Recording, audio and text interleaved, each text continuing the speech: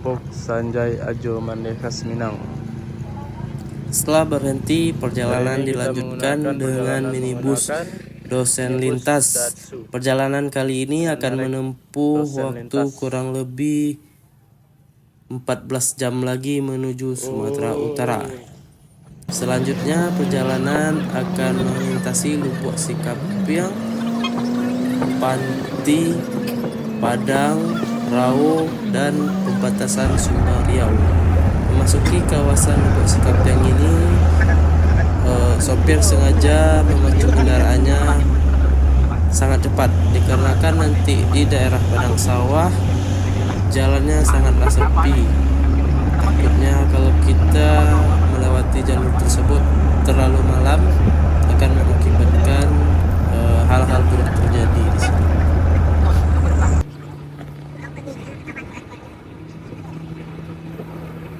Perjalanan malam ini mulai memasuki kawasan padang sawah, Kabupaten Pasaman. Bagi yang sering melakukan perjalanan dari arah Tiku Agam menuju Pasaman, padang sawah menjadi salah satu jalur penting yang menghubungkan perjalanan ke arah Lubuk Sikapyang dan selanjutnya menuju jalur lintas Sumatera. Baru memasuki gerbang padang sawah, kami sudah dihadapkan dengan truk derek yang membawa alat berat di depan. Akibatnya kami sulit untuk mendahului mobil derek tersebut dan dikarenakan jalan di sini sempit dan juga tikungan tajam berada di sekeliling kami. Syukurlah dengan taat, pengendara mobil towing atau mobil derek sengaja memberikan kami akses jalan cepat. Dia memberi jalan kami, dia tahu kami terburu-buru untuk melewati Bukit Bonjo nanti dari depan. Selanjutnya mobil kami terus berjalan melintasi kawasan Bonjo. Hari ini sudah mulai gelap. Di balik layar kaca kami, jalan yang kami lalui terlihat semakin hitam. Jalan terus tidak terlalu lebar, banyak tikungan, kemudian beberapa bagian harus melewati tanjakan yang cukup tajam.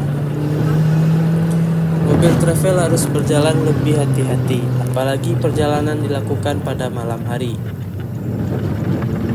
Di sini saya mulai merasakan bahwa perjalanan menuju Medan bukan perjalanan yang sebentar.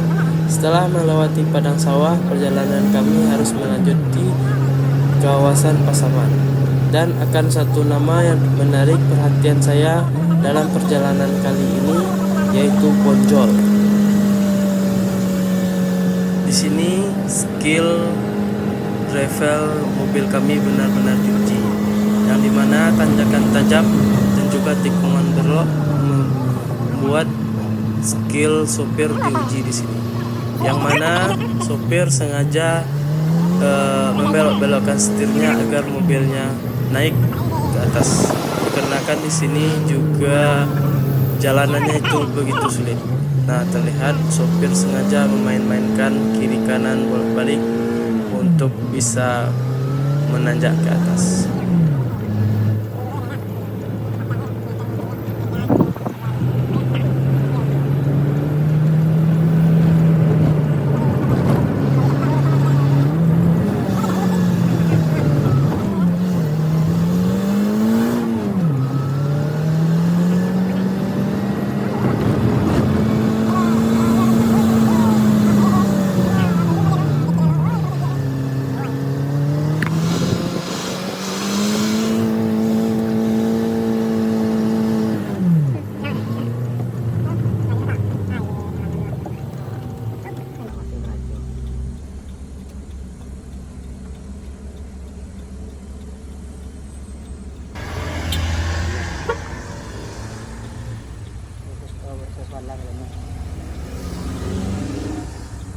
Lunak tuh ini bekas timbun tuh. Kalau pasangnya potong lah. Kolongan itu. Kolongan tuh. Kolongan itu pasangan ya? Ya. Ini tuh tapi tidak enggak. Hah? Ini mau kan tapi siku mas. Yes kok. Siku kan? Ya.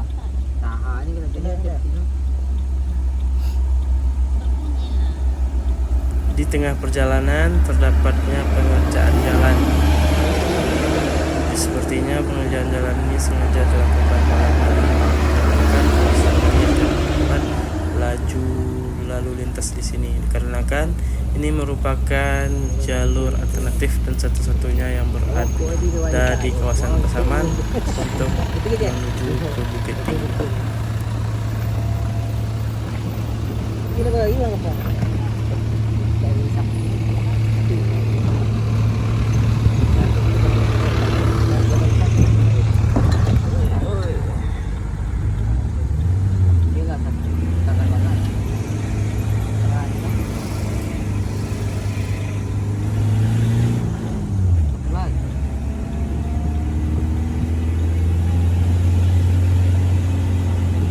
Daerah Bonjol bukan hanya sekedar tempat yang kami lewati.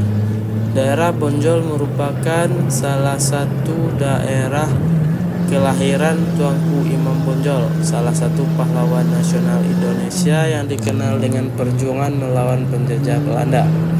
Jadi, sambil perjalanan terus berjalan, kita juga melewati daerah penyimpanan sejarah sepanjang perjuangan bangsa. Bayangkan, jalan yang sekarang kita lalui dengan kendaraan dahulu merupakan kawasan yang menjadi bagian dari sejarah perjuangan masyarakat Minangkabau menghadapi Belanda. Tuanku Imam Bonjol sendiri memimpin perjuangan dalam Perang Padri yang berlangsung pada abad ke-19. Benteng Bonjol kemudian menjadi salah satu pusat penting perlawanan terhadap Belanda. Tuanku Imam Bonjol sendiri memimpin perjuangan dalam Perang Padri yang berlangsung pada abad ke-19. Benteng Bonjol kemudian menjadi salah satu pusat penting perlawanan terhadap Belanda.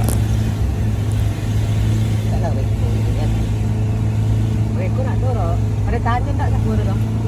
Jangan dulu. Boleh tapi besok. Yang itu supir oto yang jadi tahan. Jadi tahan dong sama motor.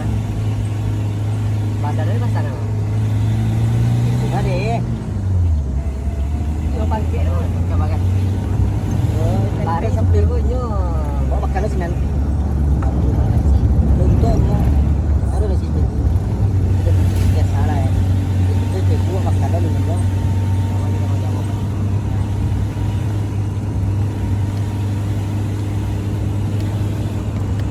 Tangan beresnya udah kalian kayak gitu itu deh. Ini selesai berarti lah lu bilang lah. Lihat baru kita beli akan dong ya. Benar apa tuh lah berlapis seperti ini. Ya. Wah, kadang-kadang saya tolong dia menembakkan itu.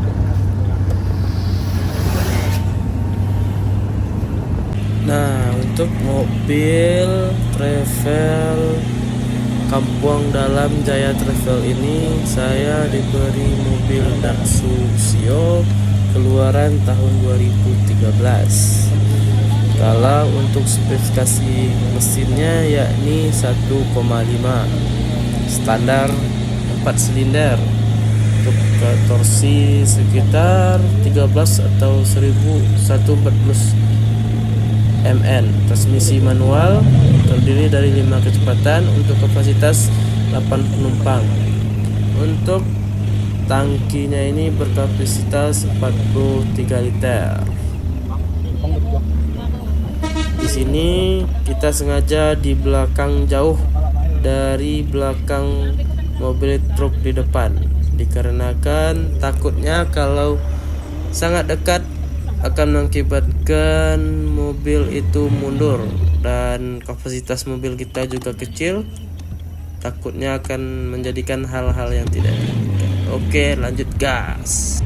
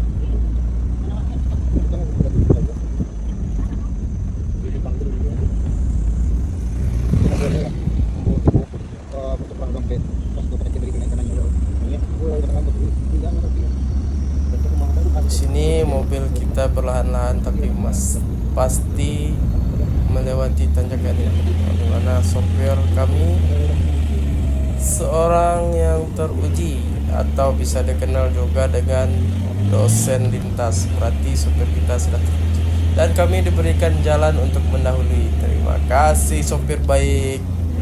Dan lanjutkan jalan.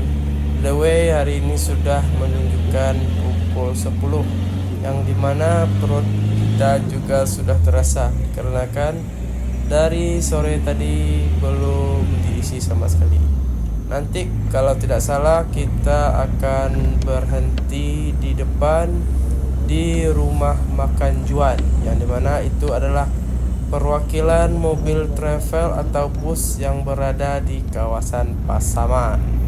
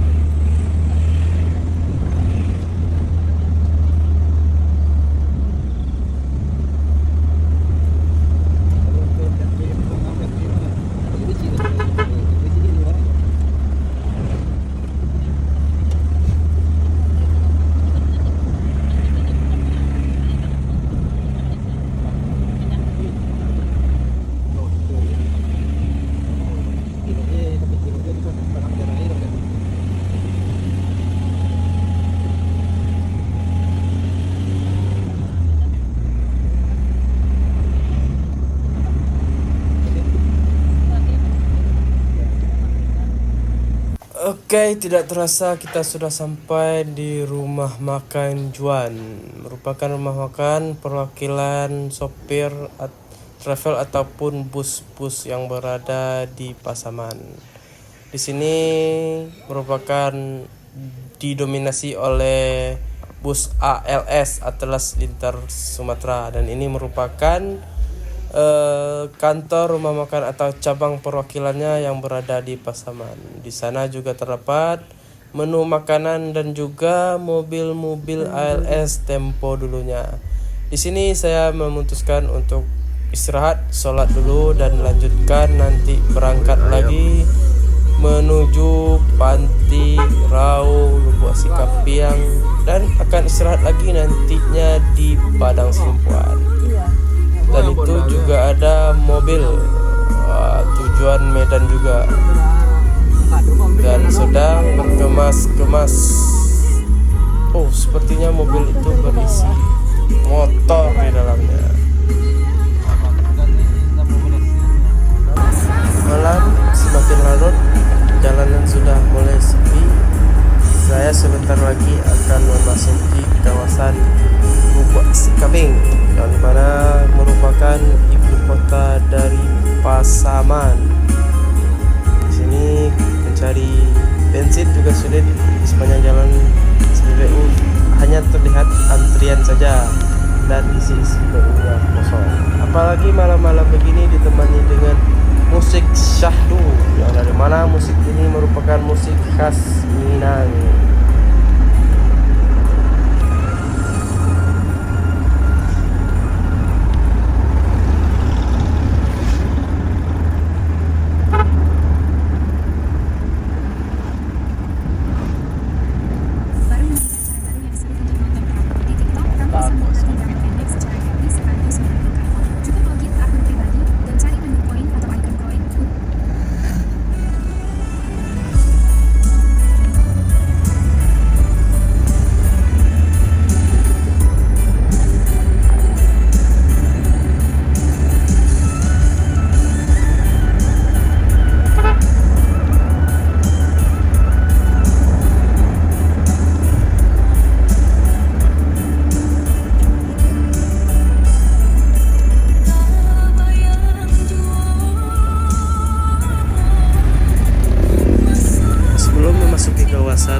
samping tadi saya hanya melihat hutan dan juga pohon-pohon besar. Sekarang sudah masuki kawasan Lubuk Sikapiang, yang dimana ini merupakan kawasan lintasan dari lintas Sumatera, orang yang menuju Medan atau Banda Aceh. Setelah meninggalkan padang sawah dan juga akhirnya saya sudah masuki kawasan Lubuk Sikapiang. Lubuk Sikapiang merupakan ibu kota dari Pasaman. Kalau siang hari mungkin kita bisa melihat lebih jelas suasana kota ini. Tapi malam ini perjalanan kami ditemani oleh lampu-lampu kendaraan dan suasana jalan yang mulai sepi. Lubuk Sikapiang bukan hanya sebuah daerah yang kami lewati dalam perjalanan menuju Medan. Tempat ini memiliki sejarah yang cukup panjang. Pada masanya pemerintahan Belanda, Lubuk Sikapiang sudah menjadi salah satu pusat pemerintahan dalam wilayah Afdal Agam. Setelah Indonesia merdeka, perkembangan pemerintah Pasaman terus berlanjut pada tahun 1947. Lubuk Sikapiang diterapkan sebagai pusat pemerintahan Kabupaten Pasaman. Hingga sekarang Lubuk Sikapiang tetap menjadi ibu kota Kabupaten Pasaman dan hingga pusat pemerintahan daerah. Wilayah Kecamatan Lubuk Sikapiang terdiri sekitar 37 km persegi berdasarkan data pemerintah daerah dan terdiri dari 13 nagari serta 32 jorong.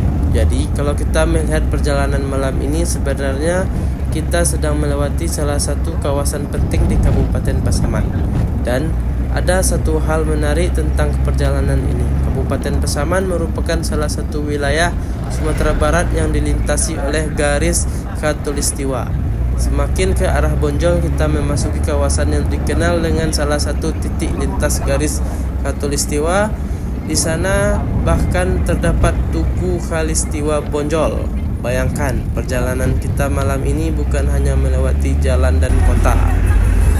Kita sedang melewati wilayah yang memiliki sejarah panjang, pemerintahan, sejarah perjuangan sekaligus berada di kawasan yang dilewati oleh garis khatulistiwa.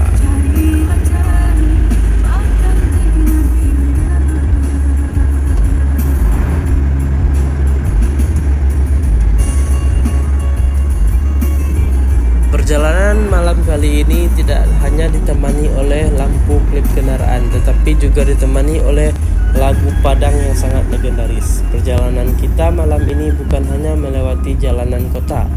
Kita sedang melewati wilayah yang memiliki sejarah pemerintahan, sejarah perjuangan, sekaligus berada di kawasan yang dilewati garis khatulistiwa. Lubuk Sikapiang merupakan perjalanan yang kami masih terus berlanjut. Malam semakin larut, tapi tujuan kami masih jauh. Kami akan terus bergerak ke arah utara melewati daerah-daerah berikutnya di Pasaman hingga akhirnya meninggalkan Sumatera Barat dan memasuki Sumatera Utara, dan perjalanan menuju Medan akan terus berlanjut.